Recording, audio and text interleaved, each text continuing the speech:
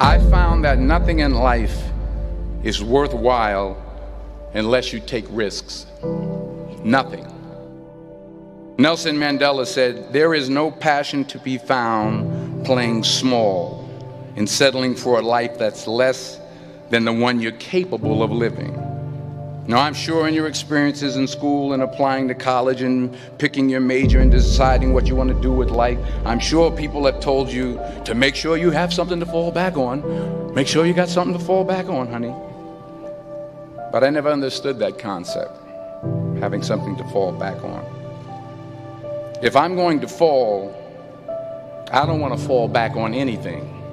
I want to fall forward. I figure at least this way I'll see what I'm going to hit.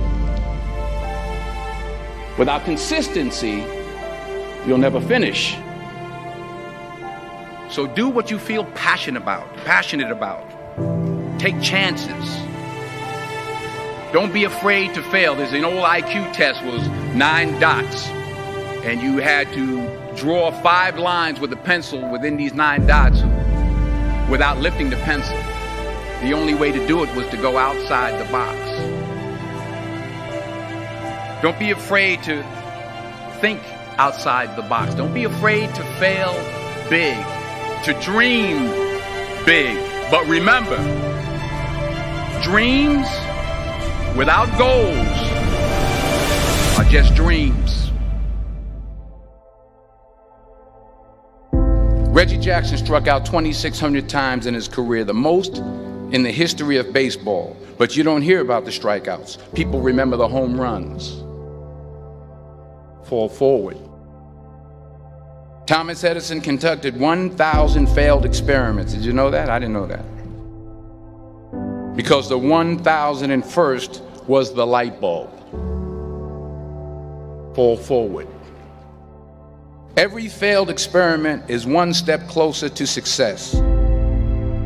You've got to take risks, and I'm sure you've probably heard that before, but I want to talk to you about why that's so important. You will fail at some point in your life. Accept it. You will lose. You will embarrass yourself. You will suck at something. There's no doubt about it. And I know that's probably not a traditional message for a graduation ceremony, but hey, I'm telling you, embrace it, because it's inevitable.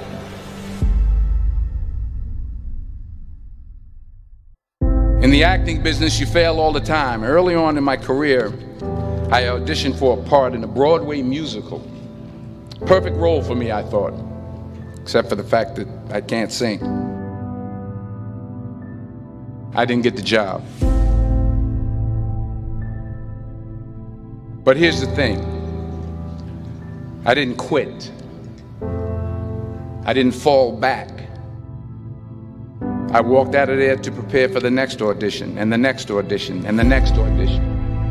I prayed. I prayed. And I prayed. But I continued to fail, and fail, and fail. But it didn't matter, because you know what? There's an old saying, you hang around the barbershop long enough, sooner or later you're going to get a haircut. So you will catch a break, and I did catch a break. Last year, I did a play called Fences on Broadway. But here's the kicker. It was at the Court Theater. It was at the same theater that I failed that first audition 30 years prior. The point is, every graduate here today has the training and the talent to succeed. But do you have the guts to fail? If you don't fail, you're not even trying. I'll say it again. If you don't fail, you're not even trying. To get something you never had, you have to do something you never did. So imagine you're on your deathbed, and standing around your deathbed are the ghosts representing your unfulfilled potential. The ghost of the ideas you never acted on. The ghost of the talents you didn't use. And they're standing around your bed, angry, disappointed, and upset. They say we came to you because you could have brought us to life, they say. And now we have to go to the grave together. So I ask you today, how many ghosts are going to be around your bed when your time comes?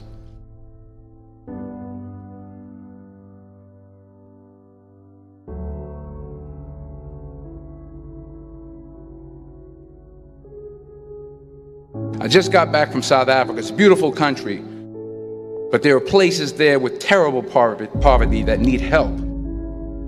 And Africa is just the tip of the iceberg. The Middle East needs your help. Japan needs your help. Alabama needs your help. Tennessee needs your help. Louisiana needs your help. Philadelphia needs your help. The world needs a lot, and we need it from you. We really do. We need it from you young people. I mean, I'm not speaking for the rest of us up here, but I know I'm getting a little grayer. We need it from you, the young people, because remember this. You got to get out there. You got to give it everything you got, whether it's your time, your talent, your prayers, or your treasures. What are you going to do with what you have? I'm not talking about how much you have. Some of you are business majors. Some of you are theologians, nurses, sociologists. Some of you have money. Some of you have patience. Some of you have kindness. Some of you have love. Some of you have the gift of long suffering. Whatever it is, whatever your gift is, what are you going to do with what you have? All right, now here's my last point about failure. Sometimes it's the best way to figure out where you're going. Your life will never be a straight path. I began at Fordham University as a pre-med student. I took a course called the Cardiac Morphogenesis. I couldn't read it, I couldn't say it, I sure couldn't pass it. So then I decided to go into pre-law, then journalism. And with no academic focus, my grades took off in their own direction. I was a 1.8 GPA. And the university very politely suggested that it might be better to take some time off. I was 20 years old. I was at my lowest point. And then one day, and I remember the exact day, March 27th, 1975, I was helping my mother in her beauty shop. My mother owned a beauty shop up in Mount Vernon. And there was this older woman who was considered one of the elders in the town. And I didn't know her personally, but I was looking in the mirror, and every time I looked at the mirror, I could see her behind me, and she was staring at me. She just kept looking at me. Every time I looked at her, she kept giving me these strange looks. So she finally took the dryer off her head and she said something I'll never forget.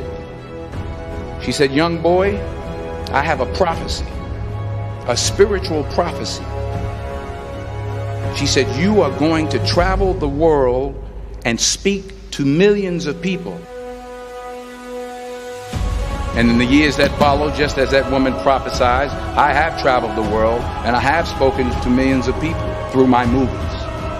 Millions who up till this day couldn't see me, who up till this day I couldn't see while I was talking to them, and they couldn't see me, they could only see the movie. They couldn't see the real me. But I see you today, and I'm encouraged by what I see. And I'm strengthened by what I see. Because taking risk is not just about going for a job. It's also about knowing what you know and what you don't know. It's about being open to people and to ideas. The chances you take, the people you meet, the people you love, the faith that you have, that's what's going to define you. Never be discouraged. Never hold back. Give everything you got. And when you fall throughout life, remember this: fall forward.